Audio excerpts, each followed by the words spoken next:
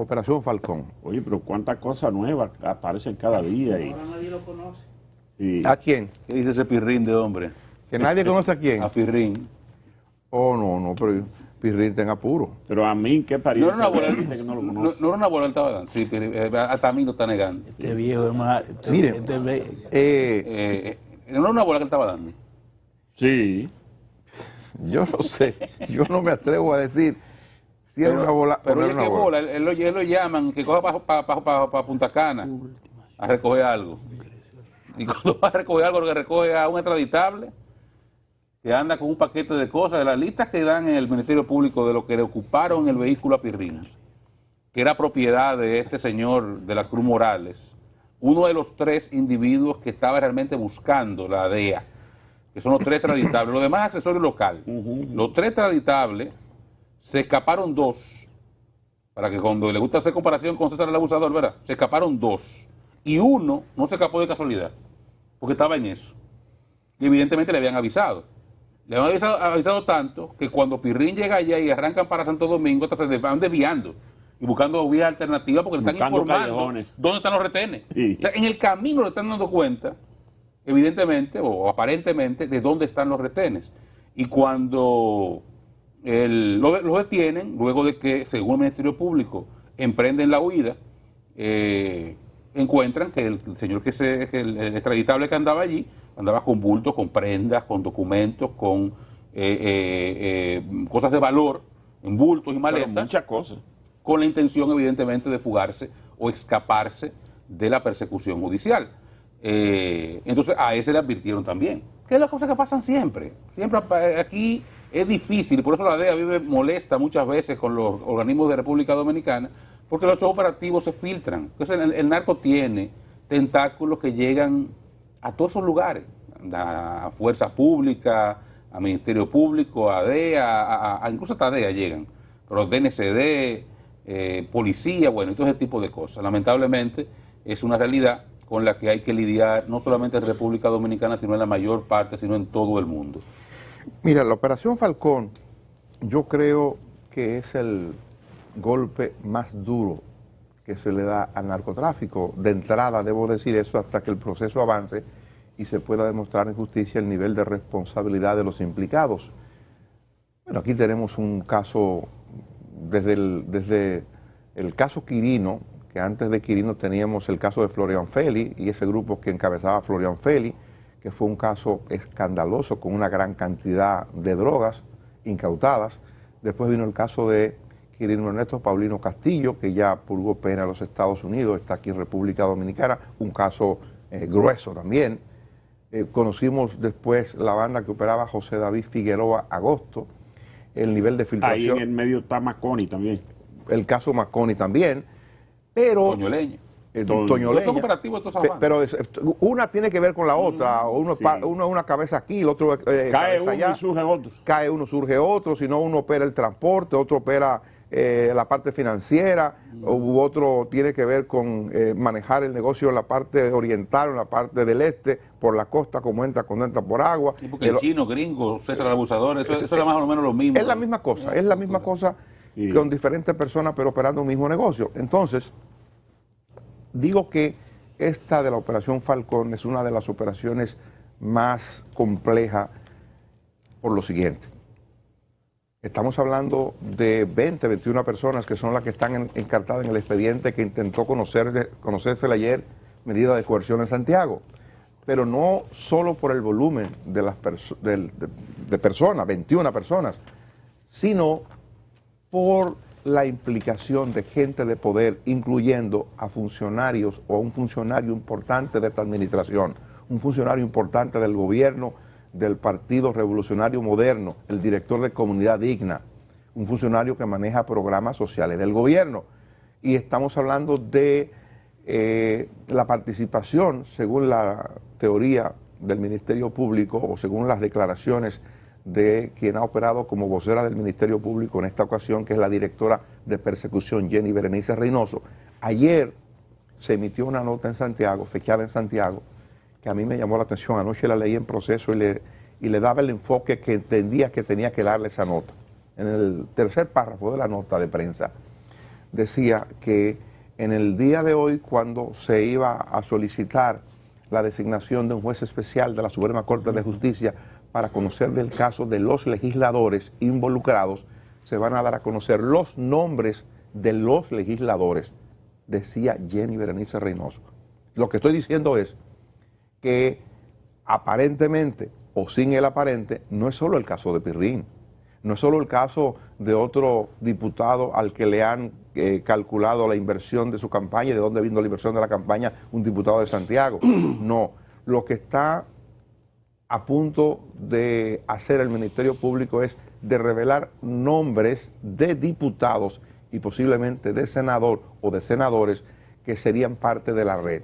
Y por razones, me imagino, de estrategia, el Ministerio Público no lo quiso hacer público hasta antes de solicitarle la investigación al juez especial que designe la Suprema Corte de Justicia. Ustedes saben que no por hay tratarse de ese tipo de no hay precedente. Es una cosa que nunca se había visto. Es más, tengo información de que parte de los ciudadanos que están siendo solicitados en extradición son congresistas, o que hay congresistas incluidos dentro de los ciudadanos que se solicitan en extradición. Y si eso es así, eso es una complicación mayor. Pero el caso Gutiérrez, que está preso, diputado por Santiago, que está preso en los Estados Unidos y que aparentemente su caso va a ser conocido el año que viene porque la justicia quiere en Estados Unidos que se conozca el año que viene. Parece que este señor, a partir de lo que está ocurriendo aquí, estaría dando informaciones para negociar su caso.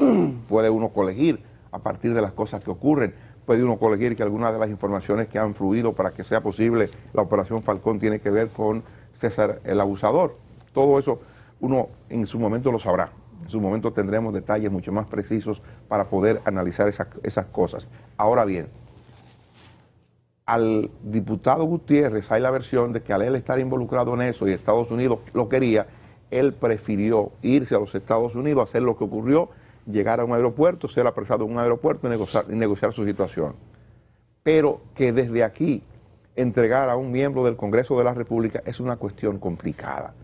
O sea, legalmente es complejo, hay que ver cómo se maneja este asunto y qué curso va a tomar el caso cuando Jenny Berenice, cuando el Ministerio Público en el día de hoy, si se produce, pienso que hoy será una cuestión ya protocolar para que hacerle la solicitud a la Suprema, que la Suprema decidirá, a lo mejor hoy mismo, a lo mejor después, quién es el juez especial que va a instruir el caso de la acusación de un grupo de legisladores. Eso tendremos que esperar, me imagino, en el curso de la semana, porque es un asunto que tampoco se le puede dar mucha larga, porque la investigación puede caerse o el Ministerio Público puede alegar que el Poder Judicial, que la Suprema Corte de Justicia, opera de manera lenta y que esto puede afectar el proceso de investigación que ellos han hecho durante mucho tiempo, evidentemente, con la colaboración de la DEA y de la Dirección Nacional de Control de Drogas. El caso Pirrín, que ustedes señalan, que es el diputado Félix Félix, yo, diputado del PRD, yo de verdad que me apena mucho porque luce que lo que él explica es una candidez. A que le estaba dando una bola a un amigo, pero ese amigo estaba forrado de relojes. Pero es un argumento muy débil. Por eso digo, muy cándido. O sea, sí. Bueno, ¿y qué usted hacía? El Ministerio Público tiene la información de que el diputado estaba enterado de la persecución y que incluso obviamente momentos antes de hacer el traslado, él se había estado reuniendo con el director de Comunidad Digna en su oficina y que de ahí partió a dar la bola. Entonces, evidentemente que es un asunto muy penoso. Me dicen que es un diputado de una condición muy humilde, que se mueve con mucha humildad, es lo que me han dicho, pero no hay cómo explicar estas cosas. Es decir, es difícil entender que si lo que usted va a dar una bola, su vehículo tenga todo ese tipo de propiedad.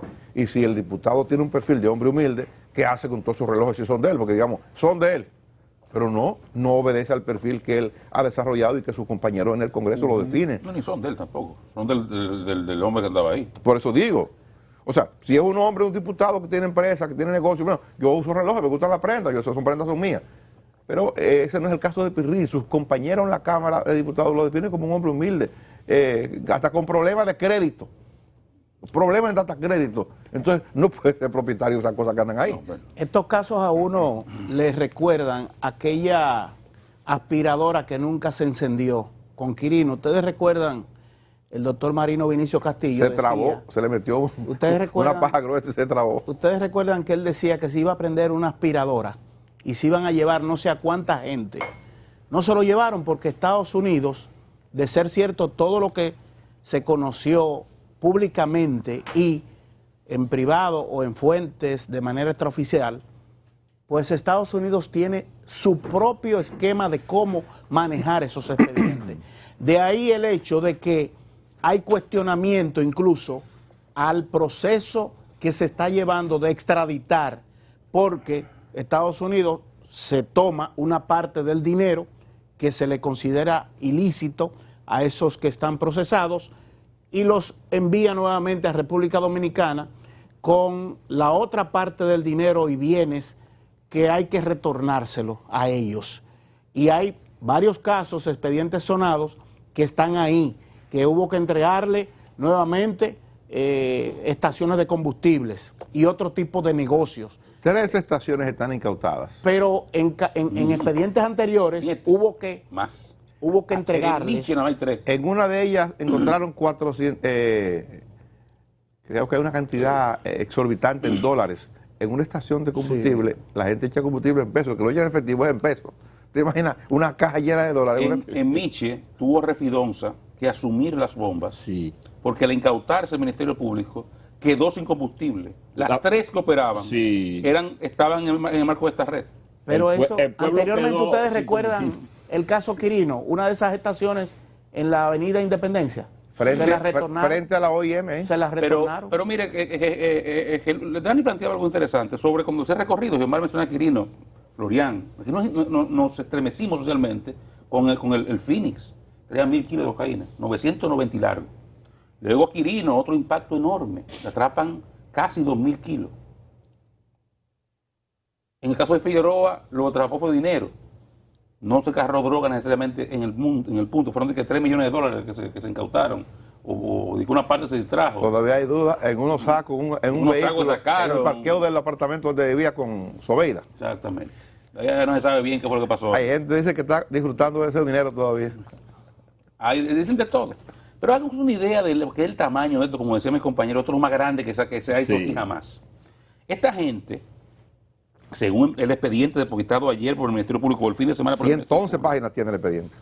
Esta gente dice, la organización criminal que integraba los extraditables, que los nombres de los extraditables son, ayúdenme un compañero. ¿Quieres que te ayude los nombres? Yo los Sí, tengo por aquí. favor. Aquí tengo el Son expediente. 3. Bueno, decía en lo que Bueno, no, yo tengo los nombres de los No, de los nombres de todos aparecen también. Pero es Eric Mosquea y los hermanos de la Cruz Morales. Son los 3 extraditables. Son los 3 que hasta ahora se conoce que Estados Unidos ha pedido extradición. Por eso referí el caso Pirrín, la magistrada Jenny Berenice, que él conducía intentando hacer escapar a un extraditable. Porque son 3 que se han pedido. Eric Mosquea, Juan José y Juan Alejandro de la Cruz Morales. Entonces, dice este expediente que la organización criminal que integraban los extraditables, porque los demás, y vuelvo a otro paréntesis, son gente con que manejaban bienes, le ocultaban bienes, le administraban bienes, le hacían contabilidad de los bienes, le constituían estructura de lavado, ese tipo de cosas. Pero la estructura de tráfico de droga eran estos 3, o son, según el Ministerio Público, estos 3 extraditables. Dice que traficaron unos 2.500 kilos de cocaína semanales. Semanales. O sea, lo que se le agarró a Quirino, que fue un escándalo, más de ahí esta gente tiraba toda la semana a Puerto Rico. Que solamente en incautaciones se le incautaron 8.500 kilos. Y se habla de que amasaron fortunas y toda la red por más de 10.000 millones de dólares. Lo que esta gente hizo. Las cantidades de eso que Dani plantea, de incautaciones que se han hecho, no solamente de bienes, de dinero, de prenda, de joya. Vamos a esperar a cuánto sube el monto de todas esas incautaciones, pero parecería que va a ser histórico. Nunca antes visto en la historia de la República Dominicana. 21 encartados, falta gente. Ahí, repito, hay de todo. Hay una parte que se identifica como la estructura criminal per se. De esos hay 2 prófugos, que son los 2 principales. fueron aparentemente advertidos y desaparecieron. El resto está... Parece que el cabecilla de la... Eric Mosquea es el Ajá. cabecilla.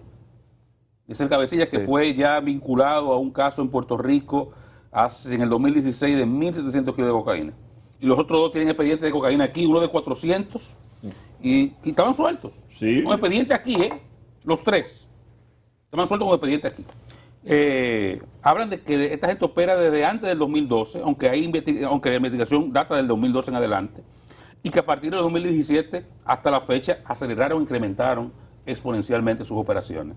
Se habla de financiamiento, y esto es algo que está brotando, son cosas que todas en la sociedad se discuten por lo bajo, pero por primera vez hay un expediente que incluye este elemento, y es el dinero sucio financiando la política. La actividad política que tiene unos componentes en República Dominicana de alto nivel de clientelismo, baja regulación de su financiamiento, porque ahí hablan de un diputado al cual le dieron solamente el día de las elecciones 9 millones de pesos. Y después, ¿qué hicieron con ese diputado? Según el expediente, consiguieron permiso de obra pública. Era una construcción en Santiago. Sí. Porque es el tipo de cosas que hace el narco. Ahora, si ese diputado lo van a someter, no puede ser por los 9 millones de pesos que le dieron financiados. No. Porque eso no es penal. No Ahora, está si él prohibido. tiene una propiedad, si tapó algo, si encubrió algún proceso, bueno, es otra cosa. Pero si aquí no hay el tope, aquí no existe eso, Eso el es. tope para gastos de ni campaña. existe una ley, y me encantó mucho, y ahorita tenemos nosotros al presidente de la Junta Central Electoral, y le adelanto que un tema que le voy a preguntar es algo que planteó el abogado Carlos Salcedo, de hacer a los partidos políticos sujetos obligados dentro de la ley de lavado. Sí, sí, sí. Me pareció inteligente la propuesta, porque es que no hay ningún tipo de responsabilidad. Los partidos no tienen que dar cuenta, ni los candidatos, del origen del dinero. O sea, ese diputado no tiene por qué saber que ese hombre vendía droga. Me dio 9 millones de pesos. Pues, gracias, compañero. Y lo gastó. Una colaboración. Una colaboración. Una de las tantas. De las Sí. tantas. Entonces, sí, lo que se va a aplicar, más bien, entiendo que el Ministerio Público no está ajeno a esa realidad y que tendrá otro tipo de cosas para procesar a legisladores. Pero es la primera vez que desde el punto de vista penal y en un escándalo de esta naturaleza esto sale, esto flota. Pero esto es un problema estructural de la política dominicana. Este es un caso, pero no es único. No es único. Aquí hay lamentablemente, mucha penetración de dinero sucio en actividades de este tipo. Fíjense que los perfiles de las actividades son similares en todos los casos. Bomba de combustible, Sí. construcción, banca de apuestas, dealer. Son una serie de negocios en los cuales regularmente, de forma sostenida, además de la actividad política, evidentemente, de forma sostenida, los narcos están invirtiendo dinero. Y estas redes, cuando se destapan, se mantienen esas constantes. Vamos a ver qué sucede aquí. Esto realmente ha conmocionado a la sociedad dominicana y hay que esperar qué va a pasar. Hay audiencia el viernes, además, para continuar con la medida de coerción. Aquí se llevan a los muchachos, a la gente del caso Pulpo y toda esa gente con muchísimo chaleco antibala y casco. Esta gente estaba con cachucha, caminando solo como si nada. Es un ambiente mucho más inseguro. En casos criminales, porque hay delitos de sangre incluso. Sí. Eso sí es peligroso. Esta gente sí corre peligro. En un palacio de justicia que no tiene las condiciones del de Santo Domingo, donde se entra por un pasillito chiquito, está en una cárcel poco resguardada. La misma juez tuvo que salir ayer por el mismo camino donde son los acusados. Sí. Esa gente no fueron conducidos de forma adecuada. Yo no entiendo, se llevan aquí al caso Pulpo, Medusa, a Alan Cáceres, lo llevan amarrado con un chaleco antibala, y sin embargo esta gente que no son delitos de crimen organizado, y esta gente que tiene otro tipo de perfil, se lo llevan como que no ha pasado nada. Al pobre Leonardo Faña, cuando le tocan y llevarlo a conocerle la revisión de la medida de coerción, lo meten un casco aquí en la cabeza y lo forran con un chaleco. A Faña, a Leonardo Faña. Blindado a Leonardo Faña, que estaba acusado de abuso sexual por una empleada que finalmente lo descargaron. Entonces a ese hombre lo llevan forrado. Y yo estoy de acuerdo contigo, Oscar. O sea, creo que es una observación sumamente interesante. La gente que se vincula con la droga en el mundo entero, la droga es la droga, eso es un asunto que hay que respetarlo.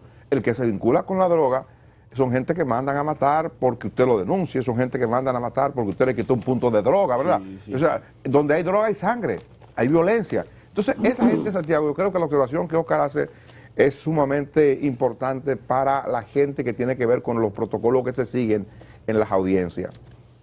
Cuando se conozca el viernes, que esto se dejó para el viernes 17, el conocimiento de la medida de coerción, yo espero que el Ministerio Público corrija eso, que busque la manera de que esta gente vayan debidamente protegidos, porque se trata del inicio de un proceso en el que por temor a la delación, si fulano me delata yo caigo, cualquier cosa puede ocurrir, y ya se ha visto que han ocurrido cuando se trata de esa situación. De manera que hay que prestarle mucha atención a esa observación que hace mi compañero.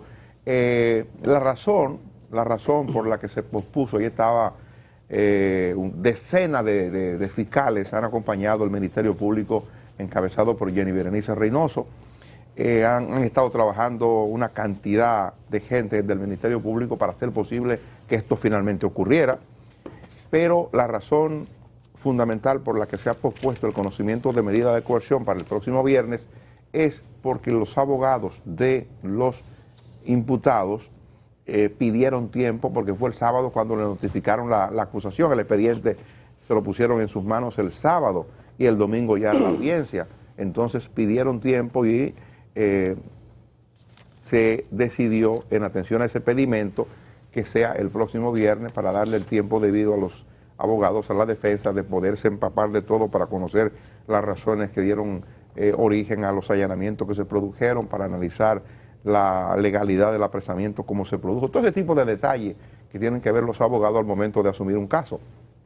Hoy, lo que hay hoy aquí es en la Suprema, y es la solicitud que va a hacer el Ministerio Público, y digo, es importante esto porque a partir de lo que ocurra, que lo que va a ocurrir es que la Suprema tiene que designar, le corresponde, ahí no hay duda, designar un juez para instruir el caso de los legisladores que el Ministerio Público está involucrando a partir de la investigación que ha hecho. Que sería el segundo juez en caso de legisladores vinculados al lavado de activos. La diputada de La Vega. Claro, sí. La esposa de Miki López. Miki López. Sí. También está siendo investigada por lavado, y se le pidió a la Suprema Corte de Justicia que se desconozca también de un juez especial. La esposa de Miki López habló la semana pasada. Que le va a tocar a ese juez. Bueno, yo que soy crítico de Jenny Berenice le reconozco valentía, porque mire, Meterse en eso. Óyeme. hay que ser valiente. Pero además, perdón, hermano, pero además, y yo creo que lo que ocurrió esta semana pasada nos da nos indica claramente que no hay que modificar la Constitución de la República para el Ministerio Público Independiente. Claro. No, pero Jenny está persiguiendo a la gente del partido de gobierno. Sí, no Jenny, para decir no Jenny, o sea, el Ministerio Público. El Ministerio Público está detrás de los que están involucrados en cosas ilegales. Y resulta que son del PRM, bueno, pues van presos. Son del PRD, va preso. Es del PLD, va preso. Entonces yo creo que lo que está ocurriendo, para hacer justicia, para ser justo, indica claramente que el Ministerio Público perfectamente puede obrar de manera independiente sin que lo pongamos en la Constitución de la República. Toda esa droga que llegó a Estados Unidos, en la relatoría que hay, porque hay un inventario, y ustedes ven el detalle de la cantidad de droga que Estados Unidos dice que esa gente envió a su territorio. ¿Esa droga llegaba sola al puerto o no tenía alguna autoridad en Estados Unidos que le garantizara coronar los cargamentos para mover esa droga? Un narcotraficante o cualquier exportador de cualquier mercancía no procura tener un representante allá que reciba esos cargamentos. Yo no veo ningún Smith, ni Watson, yo no sé, me pregunto. ¿Y tú esperas eso? No sé. A veces los hay, Omar, es como tú lo dices. A veces los hay cuando atrapan ese tipo de cosas. Lo que pasa es que se hace en Estados Unidos con mucho menor espectacularidad de lo que se hace en la República Dominicana. Además de que Estados Unidos tiene un asunto de economía procesal, que a veces lo que busca es bienes. Entonces se llegan a acuerdos. Y muchas veces cuando llegan aquí, a veces ya se pasó por allá. Pero además, y algo importante, yo sé que cuando tú vas, y no te falta razón en ese enfoque, es que cuando Reagan le declaró la guerra a la droga, se la declaró al sur de la frontera, nunca en Estados Unidos. La guerra de Estados Unidos la libra aquí. Sí. Allá no hay pleito. Ya porque Salvador llega, métase en su cosa. Fíjate que es el mayor consumidor de drogas del mundo. sí, Fíjate que en Estados del Unidos... mundo. El que más mete droga. Pero con diferencia, con mucha diferencia del segundo. Pero fíjate que en Estados Unidos hoy no, hace años, un gravísimo problema es la crisis de opioides, que está matando gente como moscas en las calles estadounidenses, que tiene una sociedad de zombies. Se habla de 50.000 muertes al año por sobredosis de opioides. Acaban de llegar a un acuerdo en el cual la compañía que fabrica el oxicodín, que fue la droga que en su momento se logró legalizar como analgésico, además de que tiene un altísimo componente adictivo porque usaba opio, y se vendía al detalle, como al lado del Tylenol. Los dueños de esa compañía, que hicieron multimillonarios, hicieron un acuerdo de 4.000 millones de dólares. No va a pasar un día preso, ¿eh? Y los documentos indican que ellos pagaron millones de dólares para conseguir los permisos y legalizar eso. Y se beneficiaron de eso. Y esta es el origen de todo. Pagaron, se acabó. Y fíjense que en Estados Unidos ellos están hablando de una crisis de salud y lo que se enfocan es en el enfermo, en el adicto, en tratar de que no se muera. Pero usted no ve a esa gente persiguiendo tiros en la calle, los que venden heroína. No. Usted no va a ver eso nunca en un barrio. Porque la guerra contra la droga es aquí. Es al sur de la Allá andan brigadas persiguiendo a los indocumentados, los sacan de la casa, les rompen la puerta. Pero indocumentados, no a la droga. En la calle te la ofrecen en Nueva York. Pero mire, no sé si Omar terminó. Sí. Mire, yo no puedo dejar de referir a partir de la información que da el Ministerio Público de cuándo inicia la investigación. La investigación corta inicia a partir del año 2012, o es la fecha que da el Ministerio Público de cuando este grupo inició sus operaciones formalmente para llegar a los niveles en que ha llegado. Estamos hablando de una operación de 9 años que manejó toda esa cantidad de recursos. La información que da ahorita no son $400,000, sino $4 millones que encontraron en una estación de expendio de combustible. Pero ustedes recuerdan cuando en un momento, y a propósito de lo que plantea mi compañero Geomar, aquí el presidente de entonces, Danilo Medina, hubo de responder un informe del Departamento de Estado. El Departamento de Estado decía que la República Dominicana era casi un narcoestado, que las cosas que estaban ocurriendo aquí, que esto era un puente, era la expresión correcta, un puente del narcotráfico en República Dominicana. Y entonces el presidente Medina, un buen día en Palacio, en una actividad que había, dejó que se le acercaran los periodistas, cosa que no era frecuente. El gobierno tenía, los presidentes de los gobiernos tienen su esquema, desde Leonel Fernández un poco, eso generó molestia en el Palacio, y cuando Hipólito también, porque algunos periodistas se acercaban más de la cuenta. Recuerdo un caso de Hipólito con José Campuzano, que le metió el micrófono casi en la boca, Hipólito se ofendió mucho, y después Leonel que dijo en una ocasión, ustedes no me van a imponer mi agenda, yo tengo mi agenda, a la prensa.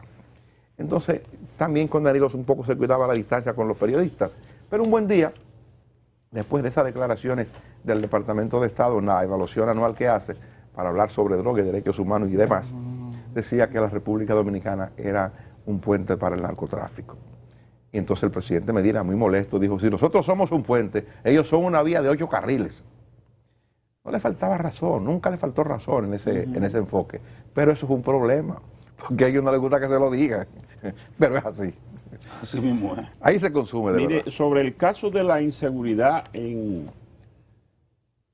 el local de la justicia en Santiago, eso no es solo en Santiago, eso es en todo el país.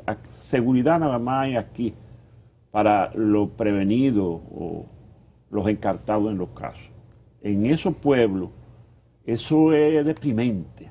Bueno, comenzando por aquí, por el Gran Santo Domingo, en un furgón, es que se judicializan los casos. Yo no sé por qué no se judicializó en Santiago.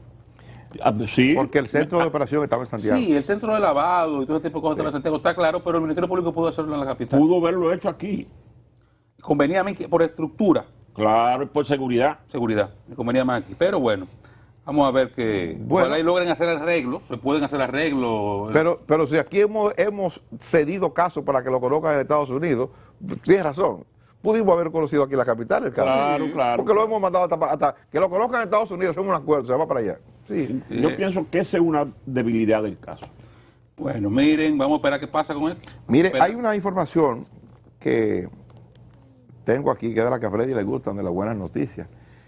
el